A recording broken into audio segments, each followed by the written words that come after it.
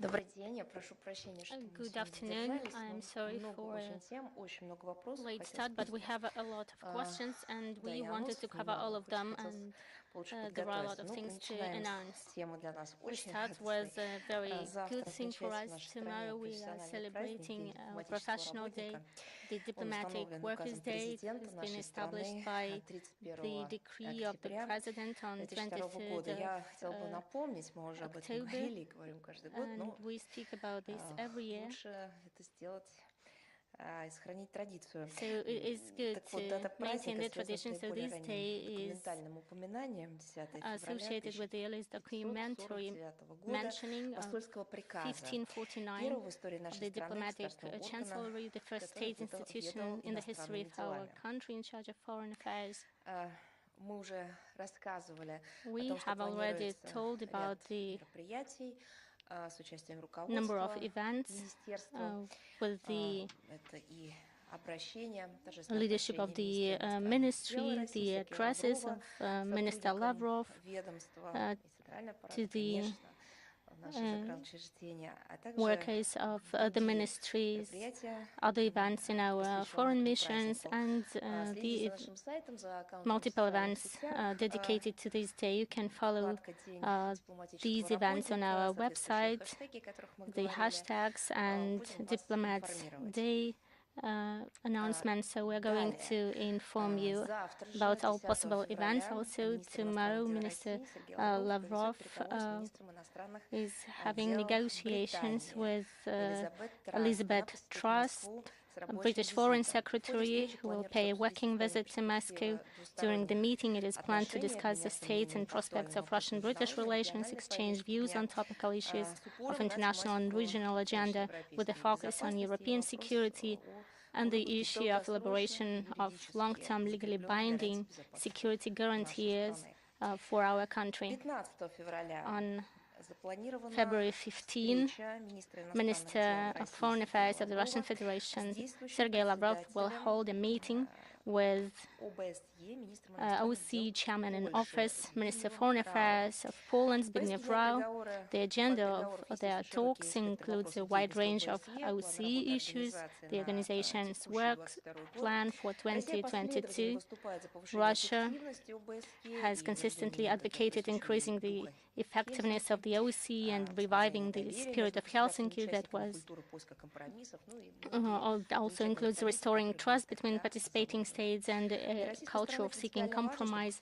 It is of fundamental importance to Russia that the participating states of this organization equally understand the principles of the indivisibility of security enshrined in the document of the OSCE summit, the Charter of European Security of 1999 and the Astana Declaration of 2010, the principles of the indivisibility of security, and duly implement the commitment they have undertaken not to strengthen their own security at the expense of the security of other states. It is also planned to consider the role of the OSCE in facilitating the settlement of conflicts in eastern Ukraine, Nagorno-Karabakh and Transnistria, and its participation as co-chairs in Geneva discussions on security and stability in Transcaucasus.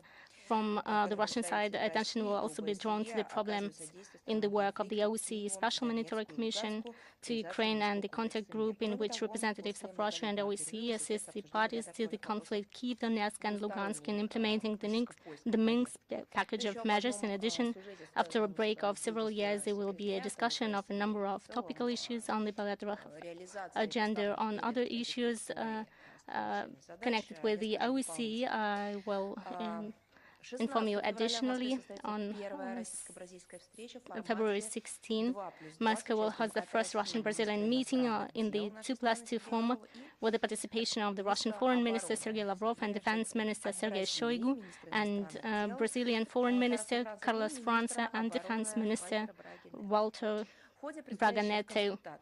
During the upcoming consultations, it is planned to conduct a detailed exchange of views on a wide range of issues on the global and regional agenda, the interaction of the two countries in the UN and its Security Council, of which Brazil is a non-permanent member in 2022-2023, our cooperation in BRICS and other international platforms. The ministers will consider certain aspects of the Russian-Brazilian strategic partnership, including the strengthening of bilateral cooperation in the military and technical sphere. February 17, Minister Lavrov is meeting with ambassadors, members of the Moscow Committee of the Association of Southeast Asian Nations. The event will focus on the implementation of the decisions of the Russian-ASEAN Anniversary Summit held in October 2021 on the occasion of the 30th anniversary of Russian-ASEAN relations. It is planned to discuss steps to increase the strategic partnership with the association in the political, trade, and economic, social, cultural fields. Special attention will be paid to the issues of joint response to modern challenges and threats, including the epidemic sphere. Views will be exchanged on a number of topical issues on the international and regional agenda, including strengthening the role of ASEAN-centric associations in the Asia-Pacific region. On February 18, Minister of Foreign Affairs Sergei Lavrov will hold talks with Minister of Foreign Affairs Hellenic Republic Nikos Dendias, who will pay a working visit to Russia. The ministers will discuss the implementation of the agreements reached during the talks between Russian President Vladimir Putin and Prime Minister of Hellenic Republic Mitsotakis, and during the telephone conversation between the Russian Prime Minister and the Mishustin and the head of Greek cabinet on December 22. The priority areas: trade and investment, energy, transport, tourism, and ensuring epidemiological safety of citizens in both countries. There will be a detailed exchange of views on the international and regional agenda with a focus on Russian proposals on the indivisibility of security. Our country's approaches were set out in detail in a letter by Sergei Lavrov to the foreign ministers of a number of countries, including Greece, dated 28 January this year. We expect the reaction from the Greek side. Other topics to be addressed include the Cyprus settlement, the situation in the Eastern Mediterranean, the Middle East and North Africa, the Balkans and the Transcaucasus, as well as various aspects of interaction in multilateral arenas.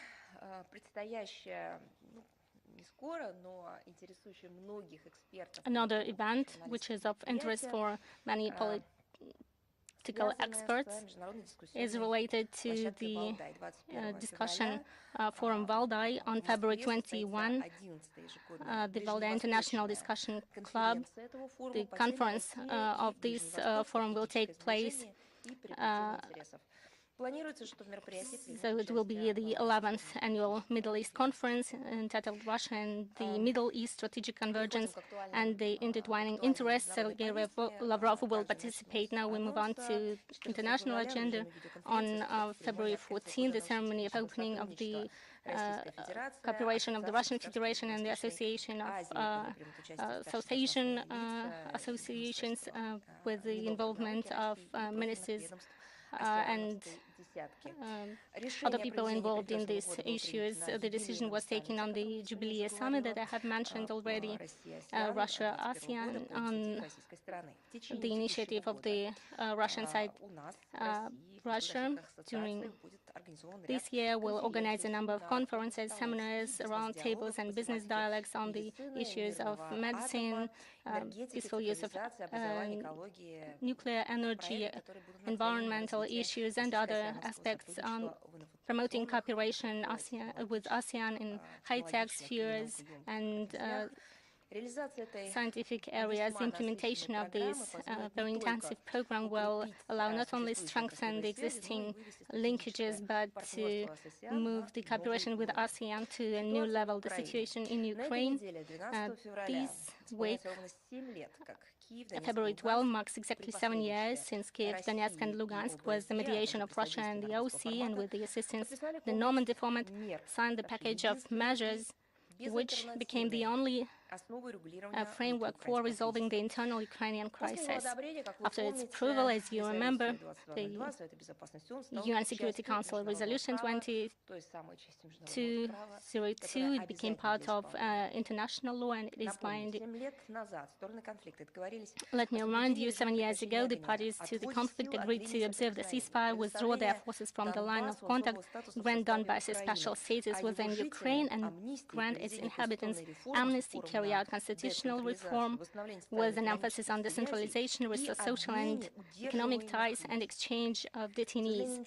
Unfortunately, none of this has been implemented. Kyiv continues to sabotage its commitments, often demonstrating this publicly with the connivance of its Western mentors.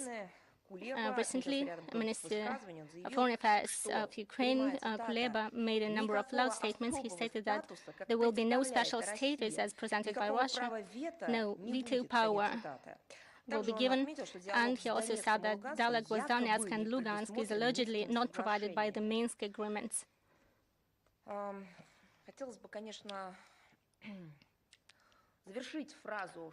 I'd like to finalize this phrase, asking them, how do you understand it? Instead, I just ask, do you know to read? Because all what is written there is not just oral statements, it is an open written text that you can read. The Ukrainian side should again refer to the package of measures before claiming such a thing. I would also like to add that Russia thinks and understands the situation exactly how it is written there and how it is stipulated in the documents, and other members who signed this agreement and the participants of the process itself should be guided not by their interpretation but by the exact text which is given there. This is a very good practice for those who are working with legal aspects, to use the spirit and letter of the regulations and not getting back to the past, where you can use law whatever way you want. This is not what we get from the past. This is not our legacy. This all has been created by the active participants of the political process who are living today. All this has been done with the monitoring by the cameras, video cameras, and the officials in Ukraine are aware of this. And it would be good to update the videos with the comments of President Poroshenko and his minister Klimkin, who were speaking about a breakthrough at the diplomatic level made by Ukraine when signing all these documents. And they also made extensive comments on what is written there and how to interpret this text. So shall we ourselves look for those texts of Klimkin and Poroshenko, or you can provide this information? Anyway, we can do it for you. Getting back to the package of measures, it says directly that it is necessary to establish direct dialogue between Kyiv and Donetsk on the future of this region.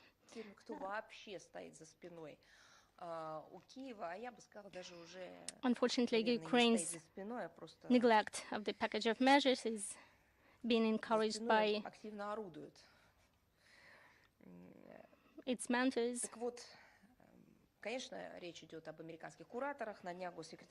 American ones, Antony Blinken, a few days ago, said that the Minsk provisions could be implemented only if their proper sequence could be found. It is strange that the United States is trying to find the order of priorities in the document where the whole sequence of steps and of the parties is clearly stipulated. While looking for it, everything is written there. Such statements and its simultaneous nature make one think that the United States is advocating a revision of the package of measures which is fraught with the destruction of the peace process, and it encourages Kiev to act in this vein in the future. And they are violating common sense, international law, and so on. Unfortunately, we hear no appropriate reaction to the statements by the Ukrainian leadership from our non-deformed from the Department of State and colleagues, mediators in Normandy, former Germany and France, the double standards of our European colleagues when words express readiness to facilitate a settlement, but in practice, support for Kyiv and providing weapons and ignore the suffering of the citizens of Donbass were confirmed this week on 7 and 8 February. The foreign ministers of Germany, Austria, Slovakia, and the Czech Republic visited the line of contact, but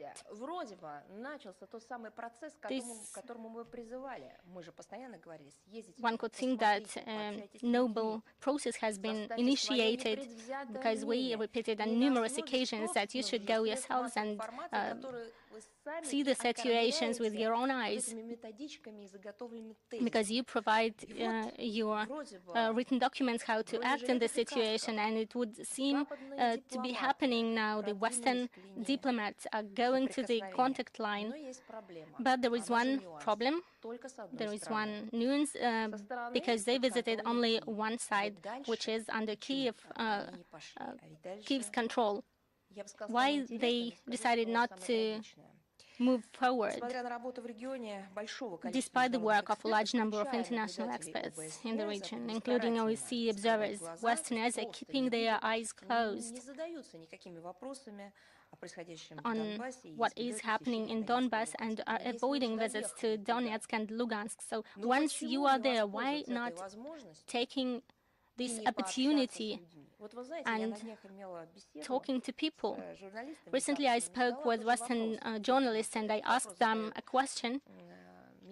Minister of Foreign Affairs of the Russian Federation, Sergei Lavrov, also asked the same questions during his press conference with Western journalists about the internal Ukrainian crisis, asking them why you're not visiting Donbass, why you are addressing all the questions indirectly, describing the situations without really knowing it. One of the most surprising answers is that it is dangerous there. Excuse me, I do remember very well that our British colleagues compared the escalation of the situation from the Russian side, and they compared it with the situation in the 90s in Nagorno-Karabakh. So they compared these two conflicts, and if they have done this, we should remind them the number of Western politicians and journalists and actors from just the same countries, Western countries, Eastern European countries too, in the United States, of course, those who visited at that time the area of counter-terrorist operation. It was extremely dangerous, and not only hypothetically. It was dangerous because those people and journalists were kidnapped by the terrorists for ransom, and there were a lot of cases. The ransoms were just great, and there were a lot of books dedicated to what was really happening there. You can just read it. So if British side can do these analogies, why not going further? Why not asking yourselves the same question? Why the Western society is not talking to the representatives of Donbass? Why they are not speaking about human rights, and why they are not starting their stories about humanitarian catastrophe in Donbass? I believe it's time. They should know, all regions of the world that are not covered by the their accreditation. So it's a noble thing to broadcast the information, the situation in all regions of the world, being in Britain asking questions about Myanmar and so on, but there is one nuance. Britain and Ukraine is just one and the same European continent. They are neighbors, not geographically, but as a community of the Europeans. So why the human rights situation far away from the same Great Britain concern for Great Britain, and they speak about the human rights, but when it comes to their neighbor in the same continent, the country that is adhering to the same values, they forget about the human rights. Isn't the same true for Germany, for the Czech Republic, and other countries? Have no fear. This is exactly the line that is not a red line for you, so you need to cross it. And I mean the contact line. I believe that you need to honor those people who have been suffering for so many years, because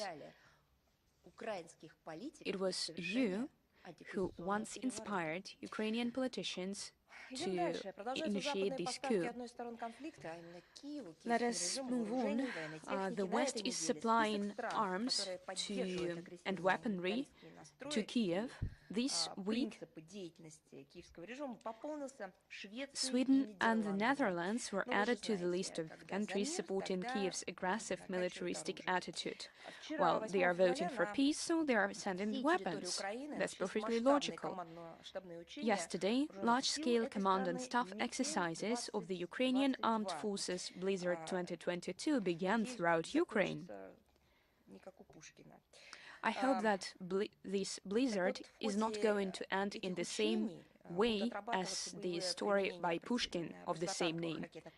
During this exercise, the combat use of anti-tank missile systems, NAW and Javelin, received from the UK and the US, as well as Turkish drones Bayraktar, will be tested.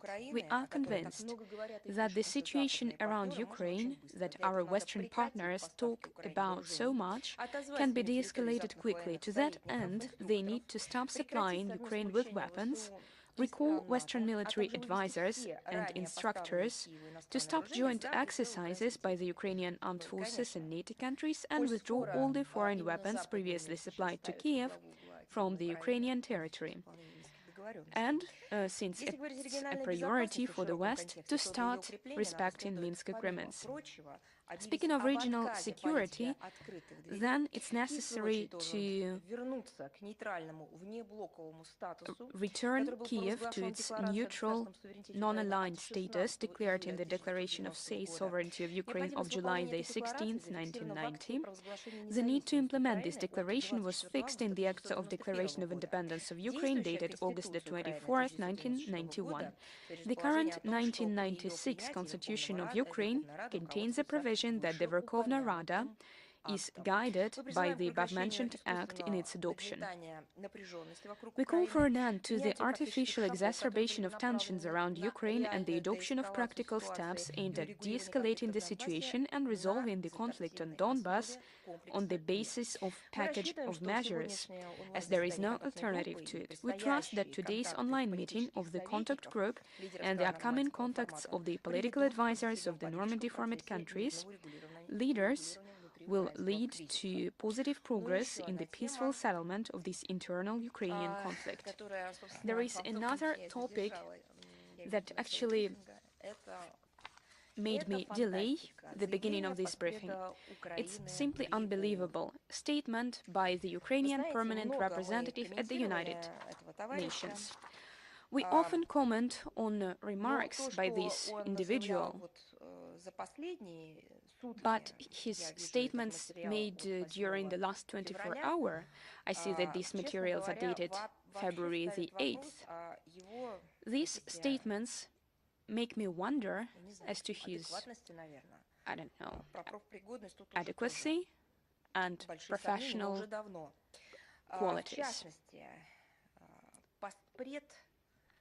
The permanent representative of Ukraine to the United Nations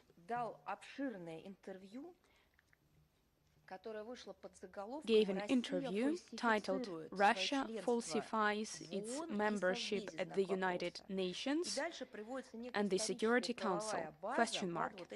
And then they provide some historic ideas allegedly corroborating this fact. They alleged that we did not undergo a procedure that all new members undergo when they adhere to the United Nations. The Ukrainian permanent representative claims, "I can only say that I have never seen a decision that anyone had ever voted for Russia's membership at the United Nations, at the Security Council, or at the General Assembly. And such absurd statements are very numerous. First things first, probably he is unaware. However, he does provide some cases after those processes that took place in the Eastern Europe. After the end of the Cold War, numerous states underwent some change. They changed their borders, political systems, and a number of new states appeared on the map of Eastern Europe. And of course, all of them joined the United Nations because those were new states. The vast majority of them did not have any obligations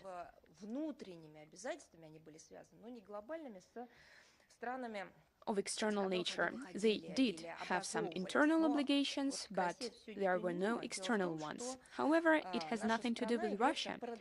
The thing is, Russia is the continuing state and the successor state for the Soviet Union. It's enshrined in our constitution. It's not a secret for anyone. It's not what I'm talking about at the moment, though. Right now, I am speaking about the words of the Ukrainian permanent representative who alleged that no one ever voted for Russia to be member of the United Nations and the Security Council and the General Assembly. 3 documents. The decision of CIS countries dated the 20th of December 1991, and he is quoting this in his interview. He fails to mention, however, that the CIS heads of states supported Russia in its bid for membership at the Security Council so that it continues its membership. Ukraine is a CIS member, and we're going to speak about this document in greater detail then. Document number 2, note dated, and he's telling us a curious story that permanent representative Vorontsov said in late December 1991 that he had been instructed to read out the letter of the Russian Federation and simply said verbally, orally, that from that point on he would be the ambassador of the Russian Federation rather than of the Soviet Union. The note of the December 26, 1991, by which the Russian Foreign Ministry notified the UN Secretary General that Russia retained full responsibility for all the rights and obligations of the USSR at the United Nations. Of course, this document served as notification of the decision that was made by the heads of the CIS countries 5 days prior to that note. First, CIS heads of state make this decision, and then the UN Secretary General is being notified of the relevant decision. Document number 3, circular note number 11 UVP, by which the Russian Foreign Ministry notified the heads of the diplomatic missions in Moscow that, quote, "The Russian Federation continues to exercise the rights and perform the obligations arising from international treaties concluded by the Union of Soviet Socialist Republics and of, quote, in this connection, the Foreign Ministry requested that the Russian Federation be considered a party to all international treaties in force in place of the USSR. As is always the case, hasn't Ukraine received any notifications? Why don't they consult their archives? And now I would like to read out that document, the first one that I had quoted, namely the decision made by the CIS countries' heads of state. It's really worth it. I'm quoting. Decision of the CIS Council Heads of State. Oh, you know, there are various shades of meaning. There are various undertones. Decision of the CIS Council Heads of State. The member states of the Commonwealth, quoting Article 12 of the Agreement on the Creation of the CIS, proceeding on the desire of each state to respect their obligations under the UN Charter and participate in the work of the organization as full-fledged member, considering that the Republic of Belarus, of the USSR and Ukraine, expressing their satisfaction that Belarus and Ukraine continue to participate in the United Nations as sovereign and independent states, being resolute to assist to strengthen international peace and security on the basis of the UN Charter in the interests of their people and the entire international community, decided 1. The Commonwealth states support Russia in continuing the USSR's membership at the United Nations, including its permanent membership at the Security Council and other international organizations. 2. Belarus and Russia and Ukraine will assist other states in acquiring membership at the United Nations and other international organizations. Done in Almaty on the 21st of December 1991 in one copy in Azerbaijani, Armenian, Kazakh, Belarus, Kyrgyz, Moldav, Tajik, Turkmen, Uzbek and Ukrainian languages. Which means that the permanent representative of Ukraine to the United Nations can simply consult this document in Ukrainian without betraying his motherland. All of these documents have equal force. The original is preserved at the government of the Republic of Belarus, which will send to the high parties legalized copies. Now, the question is, what does Ukraine have to do with all of this? The thing is, this document is signed by L. Kravchuk.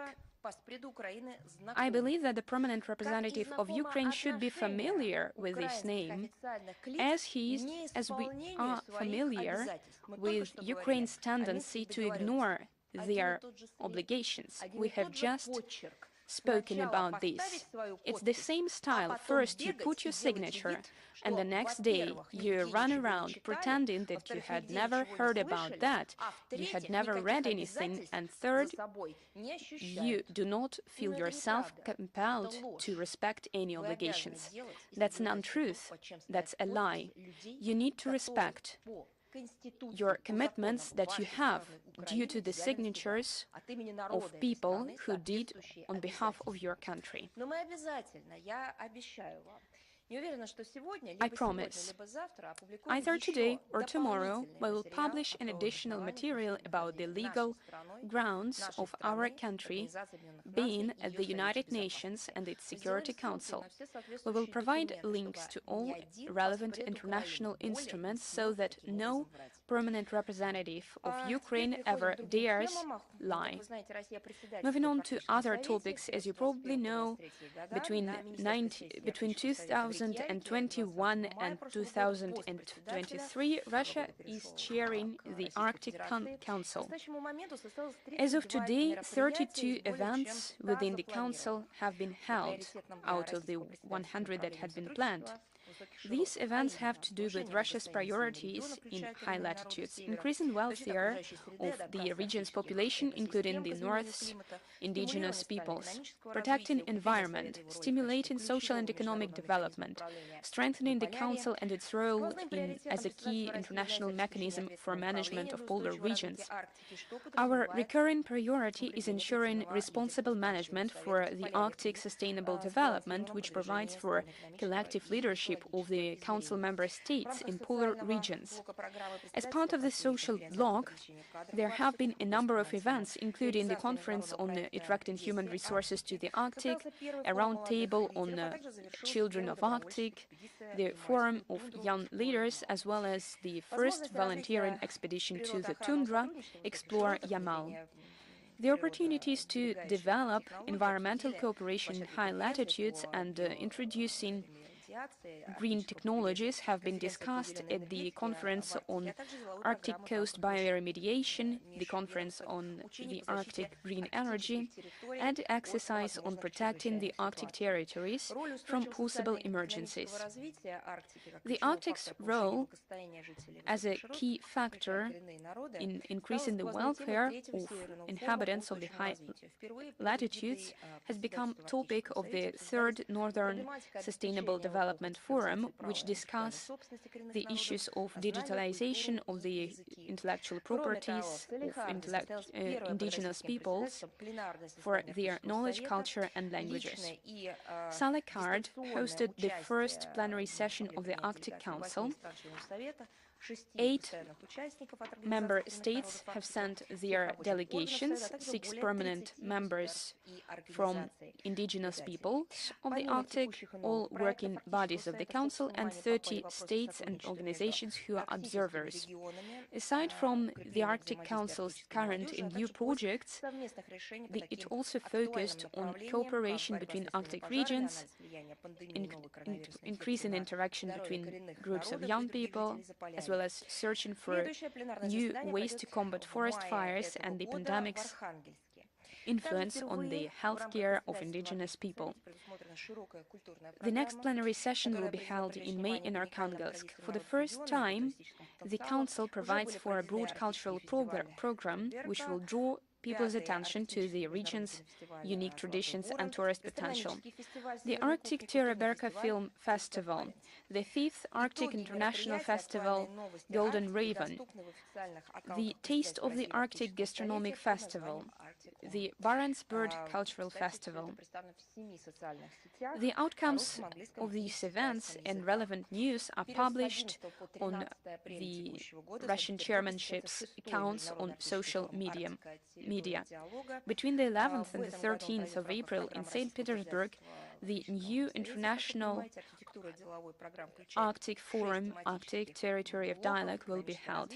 It's going to cover economic development, comfortable life, logistics, environment, climate, science, education, and international cooperation in high latitudes. The youthful program will also include the Arctic Youth Forum in Arkhangelsk.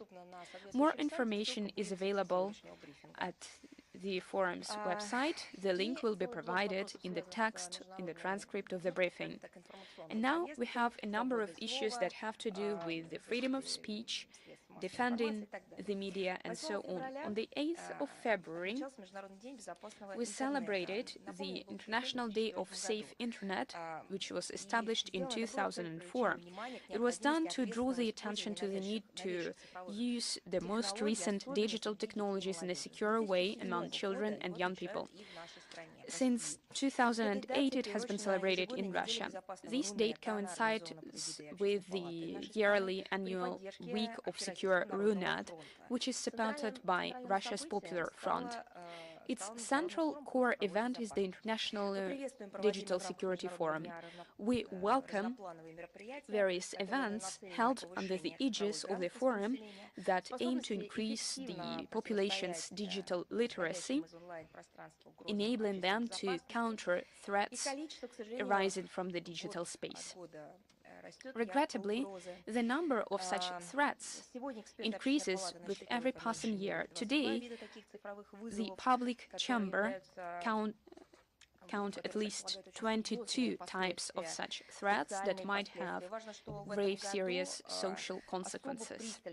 This year, particular attention was given to internet medias, including video hostings and social networks, in spreading prohibited and dangerous content and their influence on the mass audience.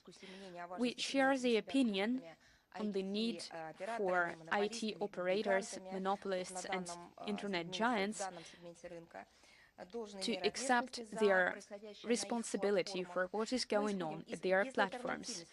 We believe that there is no alternative for such giants to respect the law of the country where they operate despite the jurisdiction of their headquarters.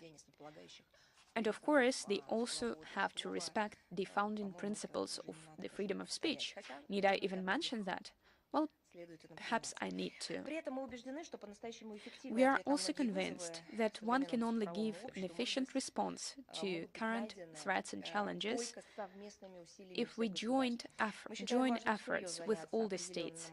We believe it's necessary to identify an international legal framework for regulating international and internet mediators in order to create a balanced system of international cooperation on that topic that would provide for equitable proportion of responsibility and shaping secure internet space with a harmonious coexistence of all parties on the founding principle of freedom of speech.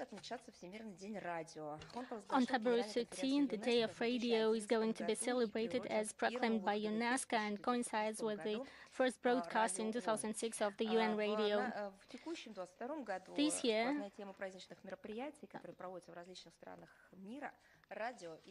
the main theme of the celebration around the world is radio and trust. It is planned to pay special attention to such urgent problems to the industry as compliance with the standards of ethical journalism in radio, preservation of public trust in the era of digitalization of the information space, availability of the content of radio programs that meets the interests of all listeners, optimal strategies for economic survival of radio stations competing for audience with online platforms, as well as many other issues are going to be broadcasted and discussed.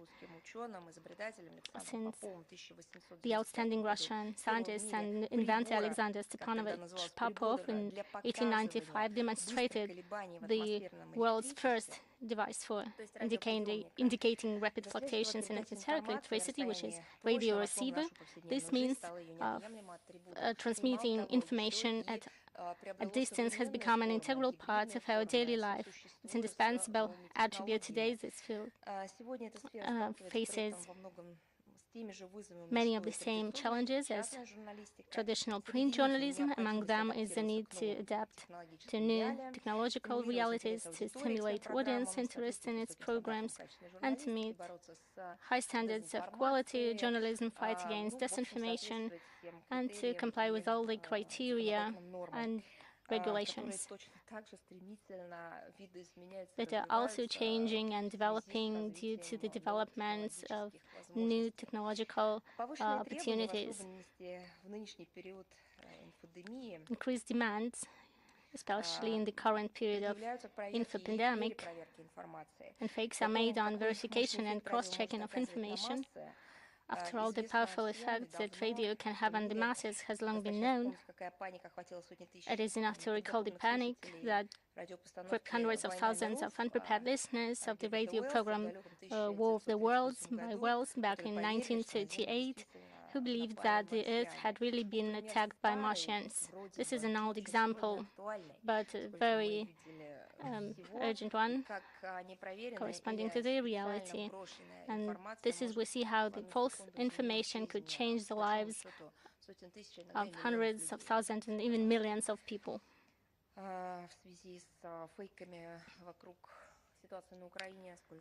Considering the fakes around the situation in Ukraine, we also see how it affects the lives of people, how it affects economic and social realia.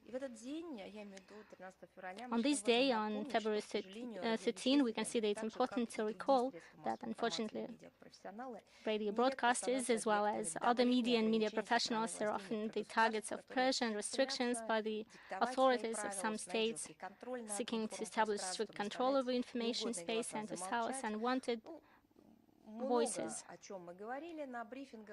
We speak about multiple things in our regular media events and briefings. Just one bright example is the cessation of broadcasting by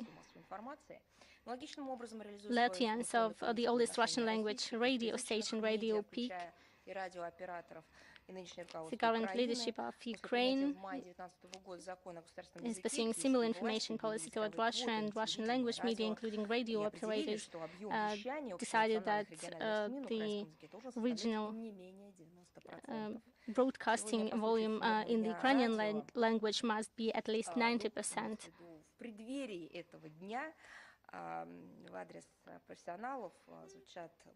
Today, on the occasion of World Day of Radio, many congratulations are sent to radio professionals in all languages, and we are pleased to join in.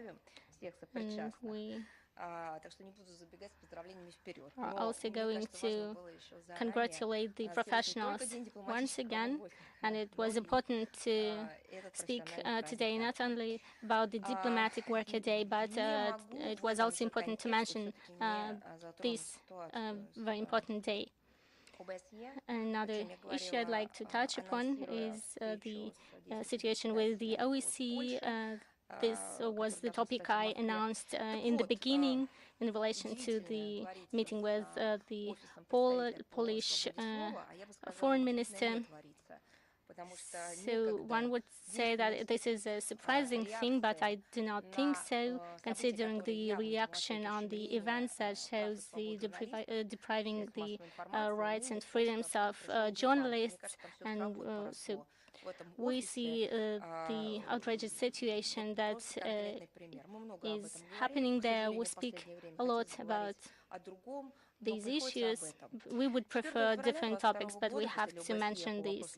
On February 4, 2022, the OC representative on freedom of media, Teresa Ribeiro, issued an angry statement about the measures taken by the Russian side against the German state media holding Deutsche Welle in response to the German authorities' ban on the Russian TV channel RT Deutsch in Germany. While the title of the relevant communication published on the OC Internet portal states explicitly that the measures in question are retaliatory, the text apparently deliberately omits to mention the reasons that led Russia to take decisive action, which is fully justified in the situation initiated by Berlin. Ms. Ribeiro, ignoring the whole sequence of the developments and the problems faced by Russia today.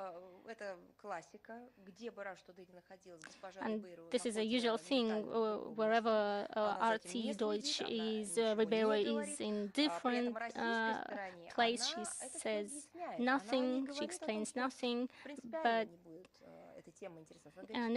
she doesn't claim that she's not going to be involved in this issue. She's speaking about some silent diplomacy on these occasions, but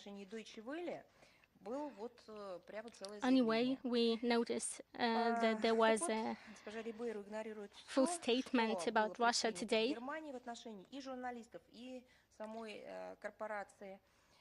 So Ms. Ribeiro responded only on the consequences, inevitable consequences, about which Russia has warned on numerous occasions. We found no official statement by the OC representative on freedom of the media in connection with the outright persecution of Russia Today Deutsch in Germany and other Western countries, which has been going on for several years. We have not heard Ms. Ribeiro call for an end to the smear campaign against Russian media, in which unfounded accusations are made, have been refuted. By the way, in German courts, Ms. Ribeiro, just clarify it with your assistant what is happening there. You cannot be so unprofessional as I shall put it today.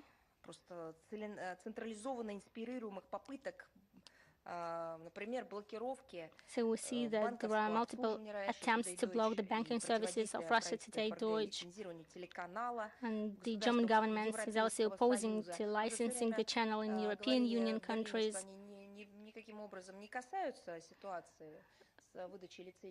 They said in Germany that they have nothing to do with issuing the licenses, but we know perfectly well that they did everything possible to prevent issuing this license. Ms. Ribeiro did not care about media freedom when in September 2021 the video hosting site YouTube deleted the Russia Today Deutsch accounts to which hundreds of thousands of people had been subscribed without warning or rights of recovery. At that time, Ms. Ribeiro's comment was limited to few general phrases, and she made it only because TASS journalists left her no chance to remain silent. Ms. Ribeiro was also unwilling to assume her direct responsibilities when the German government forced a private French company to cut off her Deutsch signal from its Moscow bureau, which was being broadcast all over Europe in full compliance with the European Convention on Transfrontier Television. How many countries are members to this convention? More than 30, 33.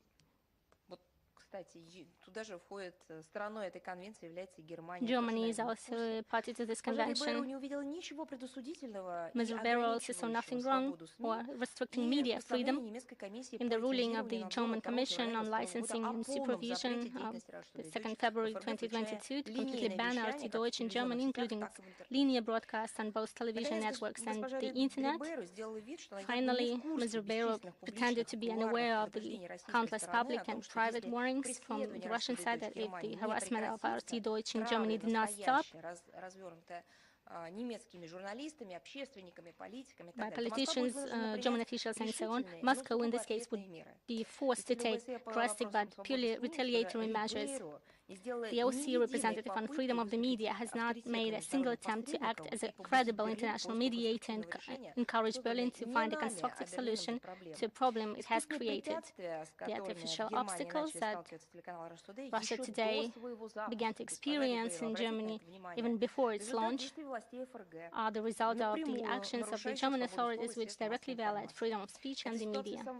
The situation has been Ms. Ribeiro's direct professional responsibility from the beginning. We'd like to understand the mechanisms of taking decisions, of making decisions by the office, what situations they choose to take into account and what not. Maybe they are biased, maybe there are some leverages or some facts that coincide with the situations, because it is impossible that we officially refer to them after our journalists are not getting any answer from the OC, and we made official requests for the responses, and instead we received no answer. Instead they respond to our retaliatory measures. In this case we see that there are clear leverages. Her statements on the retaliatory measures taken against German state media holding company Deutsche Welle is a sudden outburst of information amid generally half-hearted reactions to gross violations of journalists' rights in the Baltic states, Ukraine and the so-called advanced Western democracies. Well, we were said that this is the style of the OC representative work. It was vividly demonstrated in January 2022 when hundreds of peaceful protesters stormed the Almaty offices of Kazakhstani and international media operators and took press workers hostages, while the information resources of the specialized OC Institute were serene. Ms. Ribeiro herself calls such a specific and questionable approach in terms of impartiality. Quiet diplomacy, we just want to understand, maybe she's asleep, maybe there is a chance to wake her. We hope that this is still living democracy.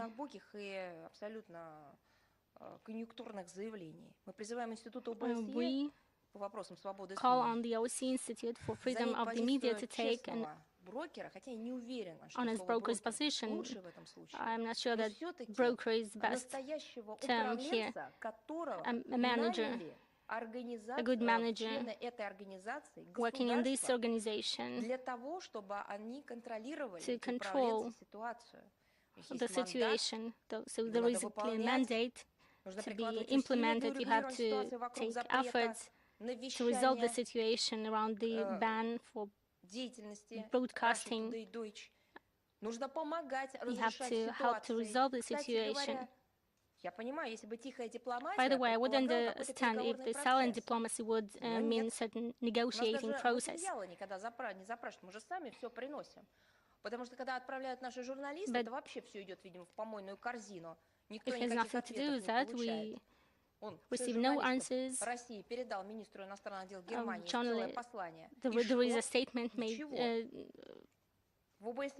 transferred by the foreign minister to the Ministry of Foreign Affairs of Germany. So nobody is aware of the real problems there. So we would like to make them understand.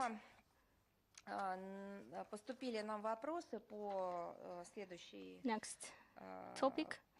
We got a lot of questions about the position of Russia on the situation in Kashmir. I'd like to reaffirm our position to the principles of not interference in the internal affairs of the situation between the two countries, and the situation should be resolved by the diplomatic means in accordance with the Since agreement on 1970s years and the corresponding declaration.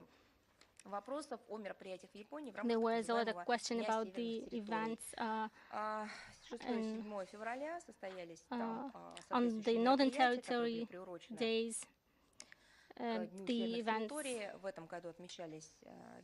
held in Japan on February 6 and 7 this year marked the Northern Territories Day, and there were a lot of unprecedented actions. Some youngsters supported by the authorities who sought to disrupt the normal operation of the Russian embassy in Tokyo. So in one episode with obvious connivance of the police, a group of extremists even attempted to break into the territory of the Russian diplomatic mission, posing a real threat to the safety of our staff. So a logical question arises: how does such a gross violation of generally accepted norms of diplomatic practice and disregard for our own international legal obligations to ensure the work of foreign diplomatic missions correlate with Japan's declared claims to leadership in global processes, including the authoritative international forums? We demand that Tokyo draw the appropriate conclusions from what happened and take comprehensive measures to prevent similar incidents in the future. Next topic, on February 3rd, 60 years marked the outrageous phenomenon of modern history, the establishment of the U.S. trade, economic, and financial embargo against Cuba. Today we're speaking about sanctions, restrictions, unilateral measures used by the United States and as they call partners or satellites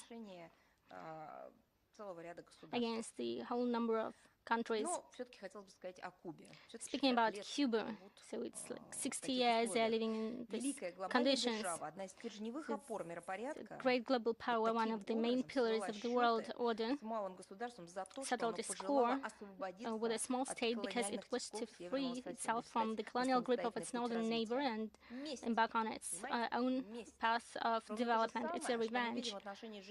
The same that we see against the citizens of Crimea because they made their choice and our country did not refuse them and accepted them. So this is a revenge using the sanctions. You just have to know the modern history. The whole world recognizes the inhuman and illegal nature of Washington's anti-Cuban policy. Just imagine 60 years of sanctions, and then you open a map and you see the United States and Cuba.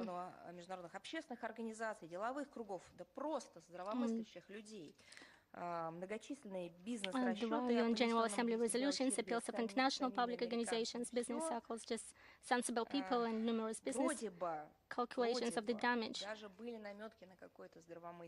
incurred. There were some hints of sense, and one would choose the path of realism instead with incredible stubbornness. So one cannot use sanctions in violations of the UN Security Council resolutions. So after decades, virtually all administrations, with some exceptions only during the Obama tour, continue the same discriminatory line at an increasing rate, and they do it in contrary to common sense and hypocritically under the guise of slogans about democracy and human rights, subordinating everything to the internal political situation and the vested interests of their political hawks. No one in the US is concerned with the fact that this policy affects ordinary Cubans rather than the Cuban leadership, as it strangles the vital sectors of the economy, causes social problems, and deprives the population of their very human rights that the Americans, who are advocates of global democracy, say they care so much about. And then we see the results of the economic activities. For 60 years, Cuba has been more than just surviving, it's been living and developing under the pressure of these sanctions. And I wonder what would have happened with the US if similar sanctions were imposed against them for a year, or at least for a couple of months. That would be curious to see. They would more than just abandon democracy. Nothing would be left there. If such measures had been used against them, then we would have seen the competition of six systems. But Washington will never risk such an experiment. Many things have happened in history: grudges, revenge, delayed decisions, retaliation. But in the end of the day, common sense must prevail when humanitarian situation is at stake. And right now we are living in a pandemic which is a humanitarian circumstance. The world has been living in a pandemic for over 2 years. Instead of joining efforts with others for a better cause, and there are many Cubans who live in America and in other places, and their relatives who are staying in Cuba are suffering from this embargo that exists amid the pandemic. But who cares about that in the United States? Because those are other types of humans, not the ones whose rights you need to uphold. Instead of a certain synergy and establishing green corridors, Americans are tightening the screws, imposing new sanctions against the Cuban pharmaceutical industry. From the very Cuban pharmaceutical industry that's helping everyone in the region to overcome the consequences of the pandemic and were the first responders not to requests but to the tragedies that occur in neighboring states due to anthropogeneous catastrophes. Cuban doctors are always the first responders, but anyway, sanctions are imposed against them as well. They even unleashed an absurd campaign to discredit the assistance provided by Cuban medical specialists. They were so shameless as to describe it as human trafficking. Perhaps the US is unaware what human trafficking is all about. Well, we could tell them it has nothing to do with what Cuba is doing. Cuba is showing exemplary resilience and courage. It's steadfastly pursuing its independent path, overcoming hardships and challenges. It's reforming its economy, optimizing its production and management systems, increasing the efficiency of state regulation. It promotes fundamental and applied research and development, making world-class achievements in medicine and pharmacology. It pursues an active political line in the international arena, finding ways to help others and remaining a symbol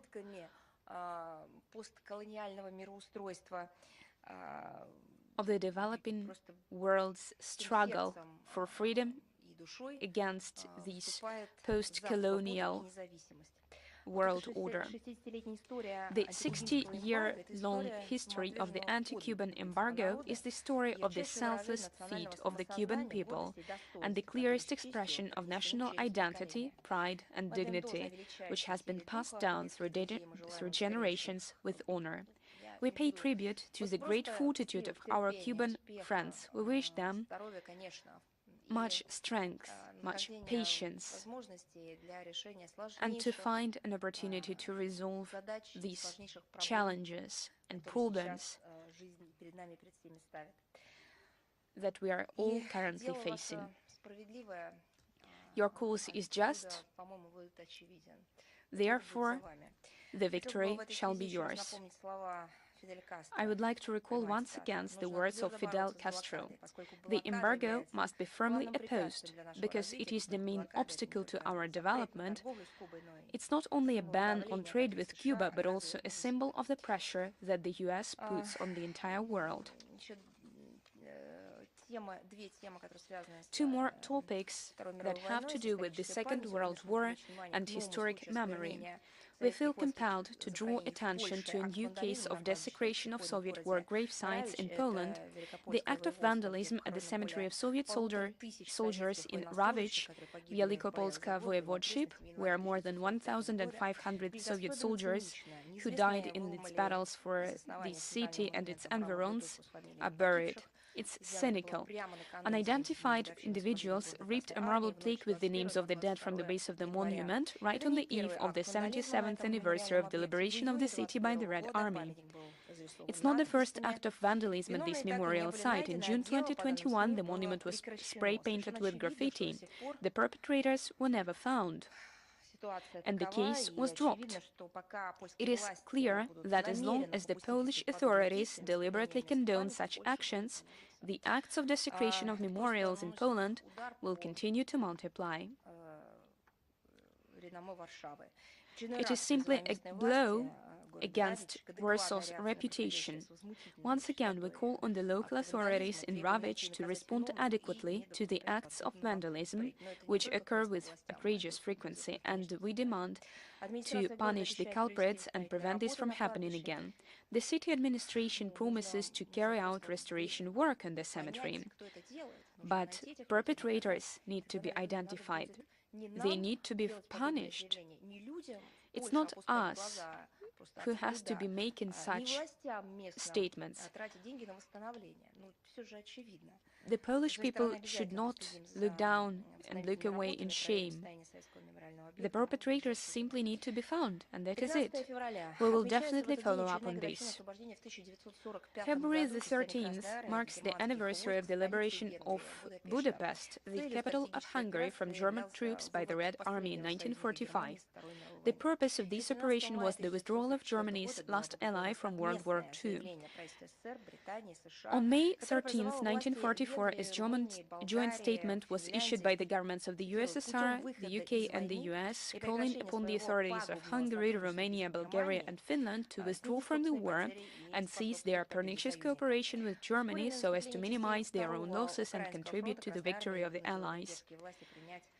The rapid advance of the units of the Second Ukrainian Front of the Red Army forced the Hungarian authorities to accept the provisional terms of the armistice. The leadership of the Third Reich attached great importance to Hungary and managed to establish a pro-fascist regime of Ferenc Szálasi in the country. A large German grouping of armies south and the remains of the Hungarian army were concentrated there. On the 26th of December 1944, the Soviet troops crossed the Danube and encircled Budapest and suggested capitulation, and Hungarian pro-German authorities rejected that. However, the representatives of the Provisional National Government of Hungary signed armistice in Moscow. Despite the adversaries' desperate resistance, Soviet troops took Pest on January the 18th, 1955. Retreating Germans blew up all the bridges across the Danube, and the city was almost destroyed. On February the 13th, the rest of the city, Buda, was liberated. In commemoration of this victory, the decree of the Presidium of the Supreme Body of the USSR had instituted a medal for a capture of Budapest. 362,000 people had been awarded this medal. And now a quote from a resolution of the USSR State Defense Committee of October 27, 1944. I quote, "Not as a conqueror, but as a liberator of the Hungarian people from German fascist oppression. The Red Army entered Hungary with no other goal than the defeat of the enemy, German armies, and the destruction of Hitler's German domination in the countries it enslaved. With the liberation of Budapest, an important stage of military operations of the Red Army in southeastern Europe was completed. The Soviet troops were able to prepare and conduct final operations on the territory of Czechoslovakia, Hungary, and Austria." Questions? Do we have Russia Today here with us? Good afternoon. Dear friends, do we have RIA News here with us? Madam Zakharova, our question. Recently, new escalation of relations between Japan and South Korea had occurred due to the events related to the Sato Island. We have taken note of what you are talking about. We understand the response of South Korea. Apparently, today, Japan is making consistent steps to erase its crimes that had been occurred by the leadership of this country during the World War II from the memory of humanity. It's difficult to imagine how it is possible to deny historic facts, especially when we speak about the atrocities committed by Japanese militarists. Forced labor, hard forced labor at the gold mines, and those territories were effectively turned into colonies by Japan. Our policy is consistent. We want UNESCO to be depoliticized, and we believe that it has to be a depoliticized organization, and we want it not to consider issues outside its remit. Do we have international life present?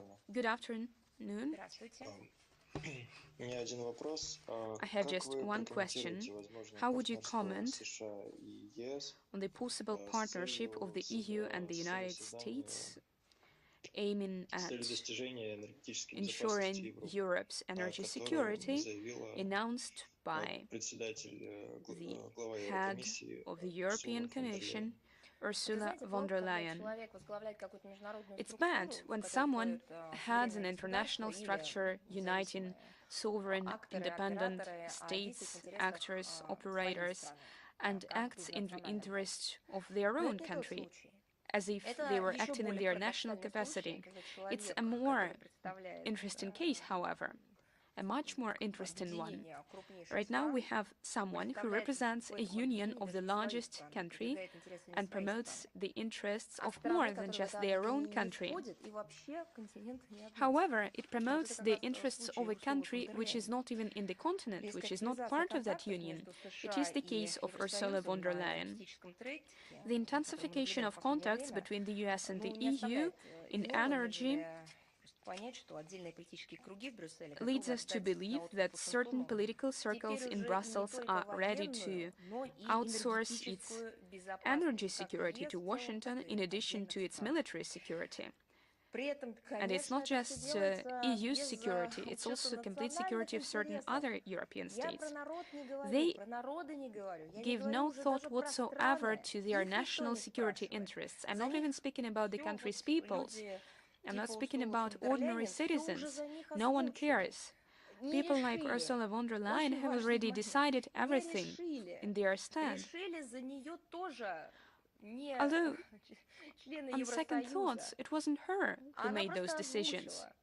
Those were EU members who made these decisions, and she simply is a mouthpiece. It is apparent that the US is not capable of covering those energy supply volumes that is provided to the EU by the Russian Federation. Anyone who has at least some experience in the field can see this simple fact. However, no one cares, apparently. So it's either about democracy or human rights. Oh no, wait a minute. Perhaps it's about the freedom of speech.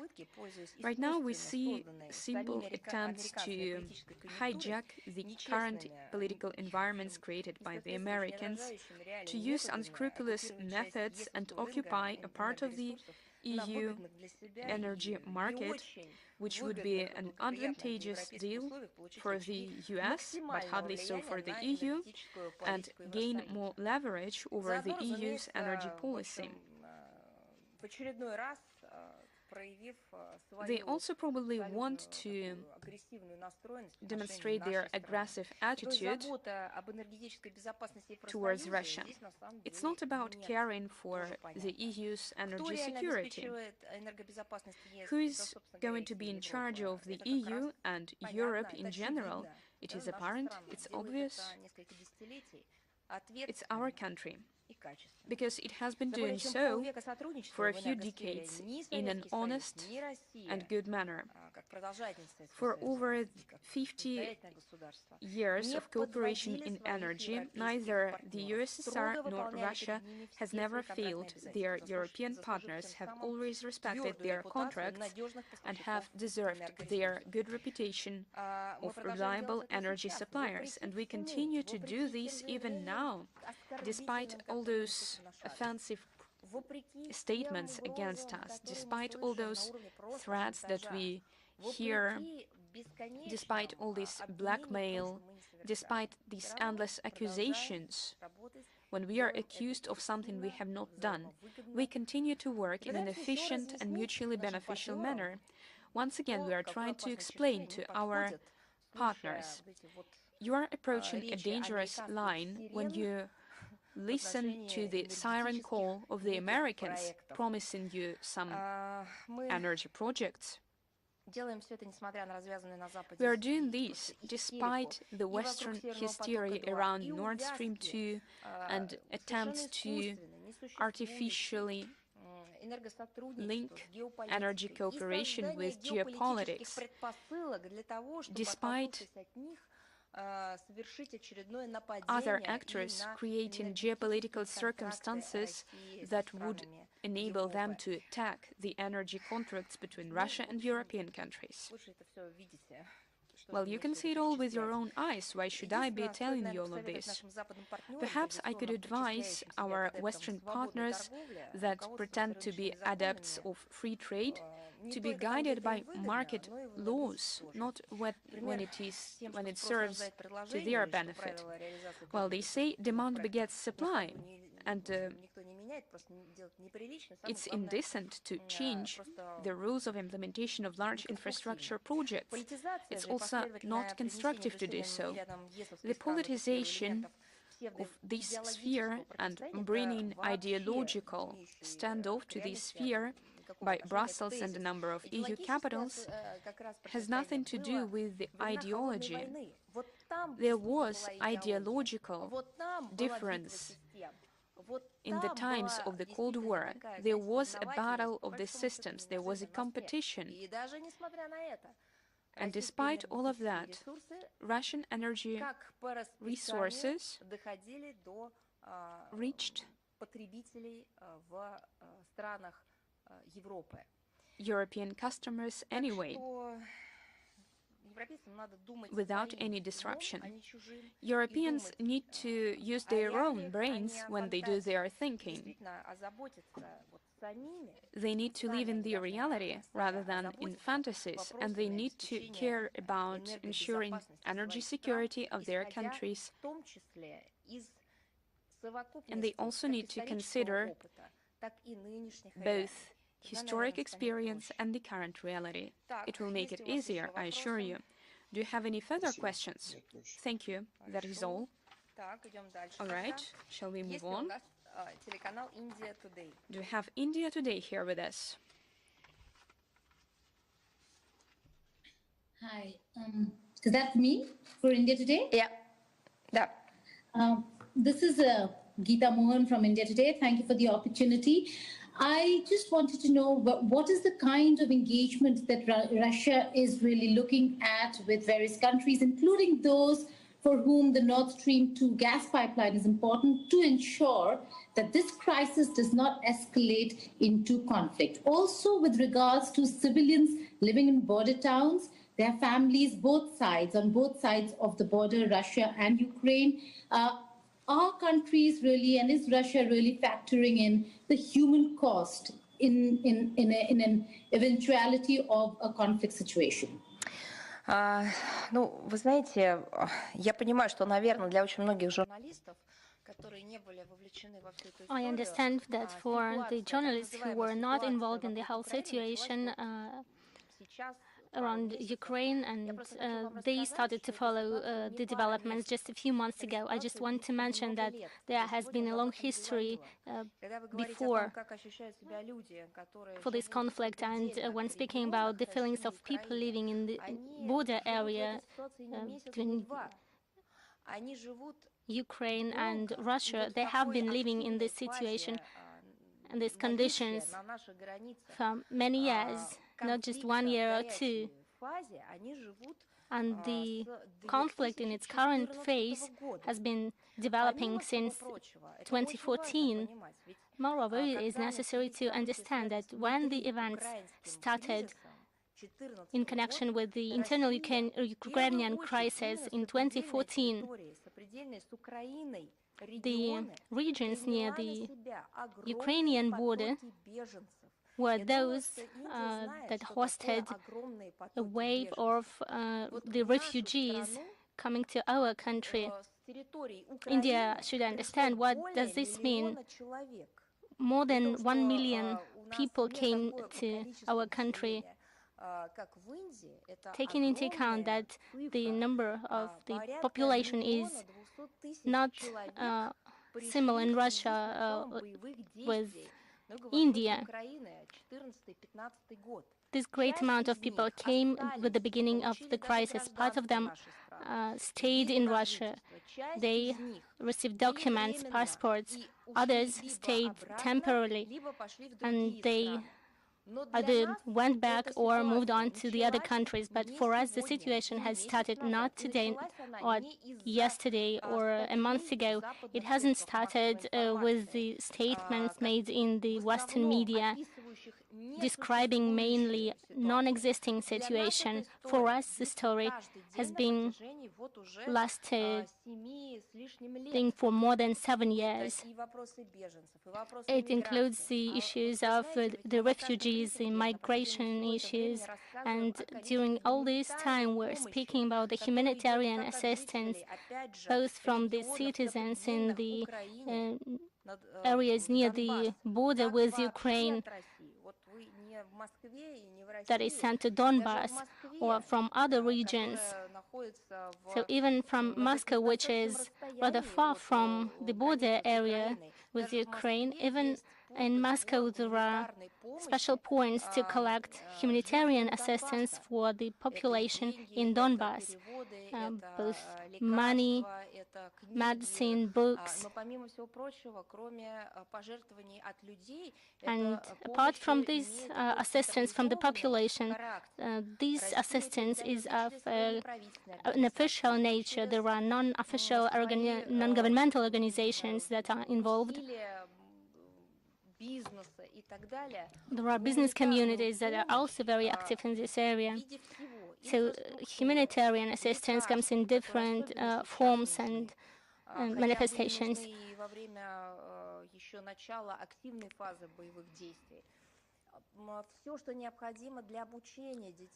Everything which is necessary for the educational purposes, textbooks, writing materials.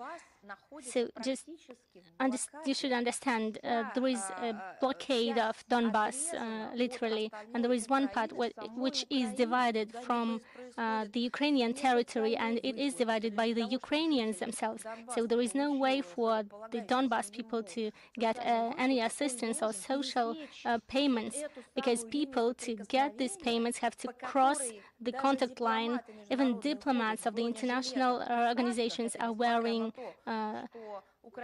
protective equipment to cross this. They understand that it is very dangerous, and it is necessary to stop firing for them to cross. So international organizations are wearing special equipment to move around that area. And if we're speaking about just normal people, it is absolutely impossible for them to cross this line to get their payments. So they are blocked in terms of logistics and other aspects. And it has been very complicated for them to live through these 7 years. And of course, we are providing them humanitarian assistance. We provide food and tons, and we provide financial support. So if your question is about feelings of those people who are living in the areas near the border, you should not think that they started to feel this way just recently. Unfortunately, international media and journalists are not visiting this area, even though I mentioned on various occasions that they have to do that. They have to understand the situation on the ground. There were camps in that area. In certain regions, there were refugee camps organized for the refugees from that area.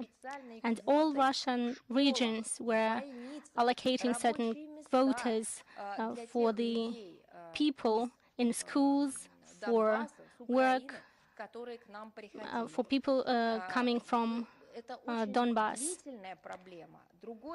It's a long-term problem, but today they are fueling this hysteria in the Western media. And we shall understand why Kiev regime is not implementing the Minsk agreements officially signed by the Kiev regime in order to settle the crisis. This is topic number one, and the second one is the human rights problematics. It is the issue of children dying. There are cemeteries of children. This is a reality for the European continent in the 21st century. This is what journalists shall write about, and they are speaking about certain developments and some other things. So we refute all these news, and we continue to provide assistance to the people there, and we call upon everyone who is willing to participate to push Kyiv towards implementing the Minsk agreements and implement their obligations under the international obligations. So once again, this is internal Ukrainian conflict between two parts of Ukraine, and there was the the package of measures elaborated with our assistance, because we are neighbors, because we used to be one in the same country, and we understand about the threats and risks that could be faced by them if Kiev regime would realize what they intended to do. And President Zelensky recently said that those who do not like living in Donbass following Kiev's rules have to go away. They do not need people who would live there in a unified state of Ukraine. They need an empty territory with the resources free from people who did not surrender. Our efforts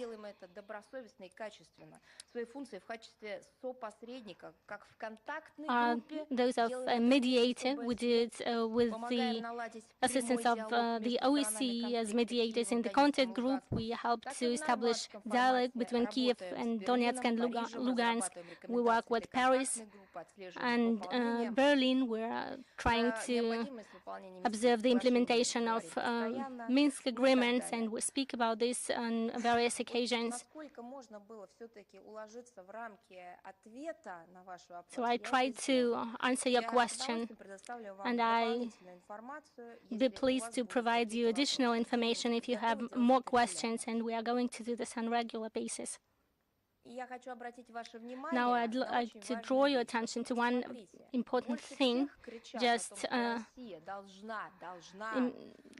see that Washington and London are speaking about the Russian invasion in Ukraine every day.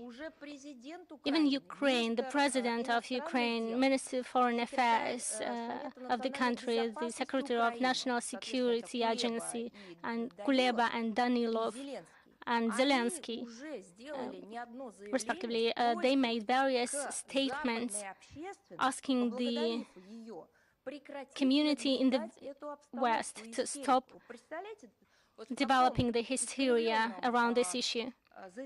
So just imagine the crooked mirrors we are living in. And it is clear that there are third states stipulating that the war is imminent between the countries of the region, which has nothing to do with the region of those who are saying that. So we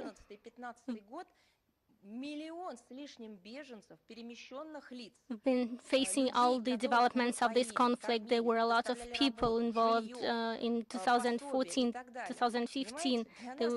We provided assistance to them. What the assistance and what we see is our responsibility, it's our life. And I'd like you to understand that we are the country that lived through the Second World War.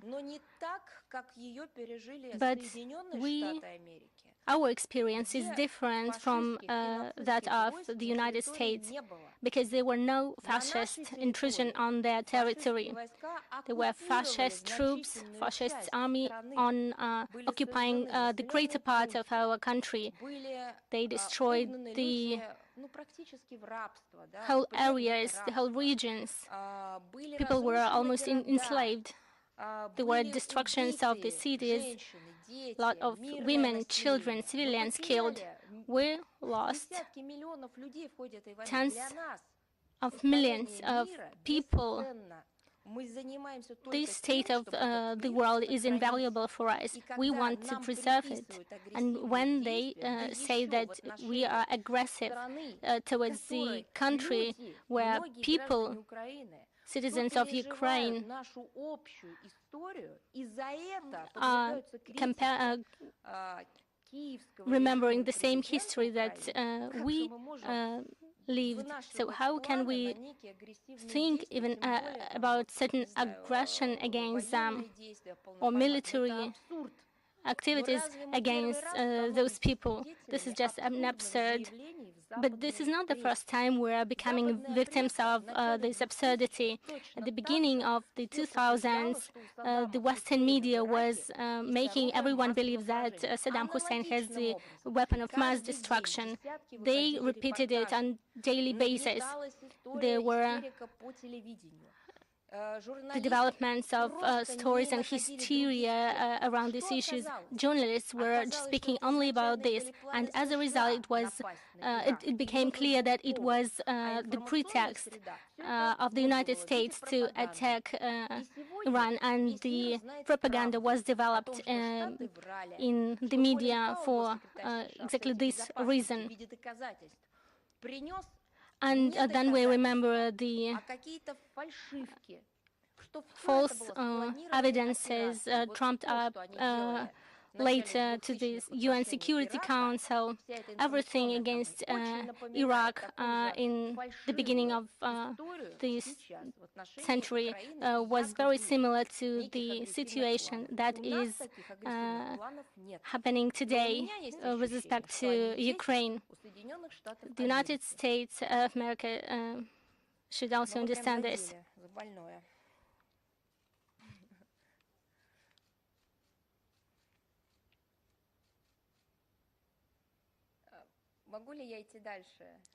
Shall we move on?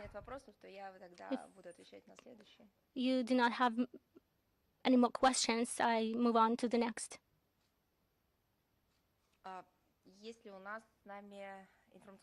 Information agency, Lenta.ru. Good afternoon. Would like to ask you to comment on the statement of NATO Secretary General Stoltenberg stating that he is considering the expansion of forces in the eastern Ukraine on a long-term basis. How does the ministry evaluate this statement? Because NATO tried to use the situation around the Ukrainian crisis to make those steps that Russia tried to prevent with the security guarantee proposals. So the answer: NATO plans are not new. They have been implementing those plans for decades. This is just a continuation of the politics that has been chosen by Jens Stoltenberg a long time ago. They are exploiting the myth of Russian threat. There are new news data that is being added to this case. So we, therefore, in this situation, asked NATO about the security guarantees, because everything is clear in words, but in fact we see no correlation between words and actions. the budgets allocated for the expansion of the infrastructure and the build-up of NATO forces near our borders reaches millions of dollars, and it all has to do with the arms race and affects the geopolitical and political areas that used to be pretty stable. So we asked them all these questions, and the issues, the developments of the recent weeks show that they were urgent and timely from the Russian side. It is important that NATO stop creating risks for other countries, particularly for our countries, and one of the proposals from our side was the security guarantees. I understand that you are a Russian citizen, and you hear every time and you get the information, you are aware of the geography of our country and our neighbors. But foreign journalists should also understand that this is not Russia expanding to the northwest, east, or south with its military forces, establishing bases, developing hybrid schemes. This is NATO using their traditional schemes to expand and to multiply their armed forces, focusing around the perimeter of our country.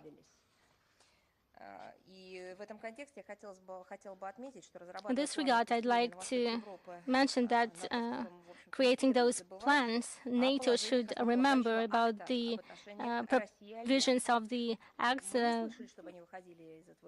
fundamental acts of the alliance that stipulates, and this is a written obligation to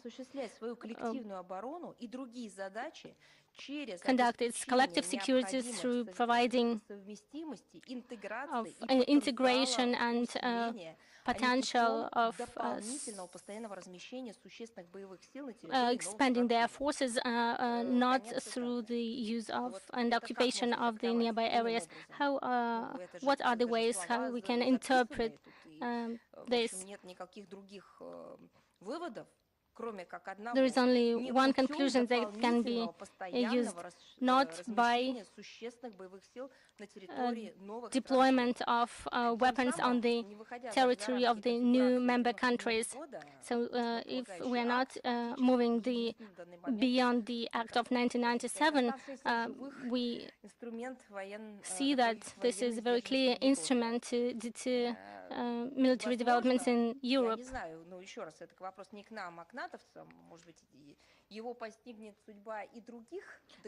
It may happen that this fundamental act will have the same fate as other documents and fundamental acts.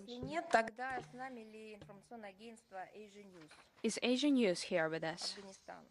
Asia News from Afghanistan. Good afternoon.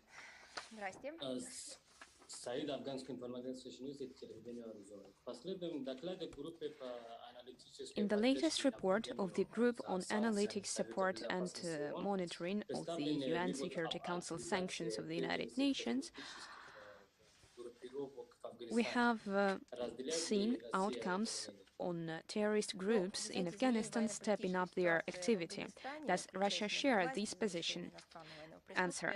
The change of the military and political situation in Afghanistan, including change of power and the end of the foreign military presence, has its consequences, including those related to security. We share the international community's concern with the risks of terrorist groups stepping up their activity and the spread of their influence to neighboring countries. At the same time, we point out that the new Afghan authorities are demonstrating their willingness to counter the terrorist threat. The Taliban movement have repeatedly stated that Afghanistan would not pose a threat to third countries' security. Currently, Kabul is actively fighting ISIL and other terrorist groups in Afghanistan. Last month, the Taliban eliminated the former ringleader of the terrorist cell of ISIL, Aslam Faruqi, arrested a number of fighters of the organization Hizb ut-Tahrir, and last week at least 50 ISIS fighters surrendered to the Taliban. We urge the Afghan authorities not to weaken their attention to the terrorist threat and step up counterterrorism cooperation. We are now moving on to news.ru. Good afternoon, Madam Zakharova, Kirill Nikolaev. We have 3 questions for you. Number 1 is, Emmanuel Macron held negotiations with the Russian President Vladimir Putin, and later he went to Ukraine to meet Zelensky. In this way, it's different from Annalena Baerbock, the foreign minister of Germany, who first visited Kiev and then went to Moscow. Given this order of meetings, does the foreign ministry see real attempts to improve relations with Russia? We don't think that we need to analyze the sequence of movements and visits. Blinken went to that region or another, visited that country but did not visit that one, and then he met our minister in Geneva. I don't believe that it's that important. We know for sure that we are not going to consider this in the same vein, and I fully believe that every country has the right to give an answer to your question. Maybe they meant something by that, but we proceed on the premise that it does not have a subtext unless we have reliable information. For example, a statement of the person who went on this trip, who said that the itinerary was deliberate. And since there are none in this particular case, there is no need to try to look for hidden meanings. We believe that the French president's position on France's and the French government's commitment to normalizing relations with Russia is something we do not doubt, because they have made a number of statements on that point. And here I would like to point out something else. We see Macron's administration making attempts to ensure that the Russian-French dialogue continues. It is clear that the French president is looking for common ground with Russia on international affairs. Last year, for example, our presidents had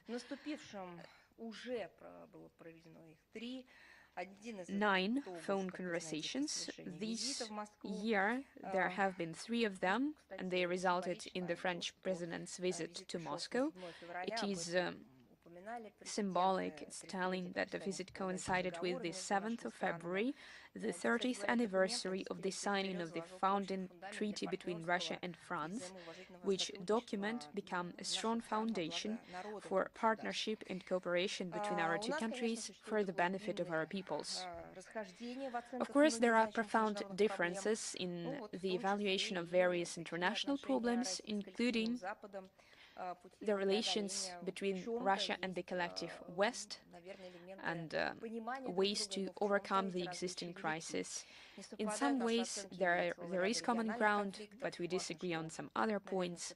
We often disagree on regional conflicts, but at the same time, in difficult periods of international history, it was thanks to Paris-Moscow dialogue that we managed to resolve serious issues and improve regional and global stability. Let me give you an example. I'll give you an example a little later. We believe that the relations between our 2 countries will be stabilizing. Let me give you a recent historic example. I believe that France's position on the US aggression against Iraq is more than telling, because it became a stabilizing factor for the European continent when Europe had shown, well, not all of Europe, but France and Germany, and France was very active on that issue, especially given that it is a permanent member of the UN Security Council, and it was very important because the Americans had been repeatedly trying, more than once, more than twice, more than 5 times, the Americans had tried to make the Security Council to pass a permission to send troops to Iraq. And Paris's long-term policy enabled everyone to find an alternative point of view that was based on facts and enabled future generations of French politicians to save face in the international arena. And at that point in time, we were united. We shared a common approach. And we understood how dangerous this fake-based international diplomacy conducted by the Anglo-Saxons was. It wasn't about division. Right now, we hear you, Russia, are trying to drive a wedge between Western countries with your position on Ukraine. We are not doing anything of the kind. We don't need that. And the reason is simple. First, they are already divided. And second, we are all for consolidation of efforts, but not just like that, but in order to resolve various international problems, including international terrorism, organized crime, drug trafficking, biosecurity.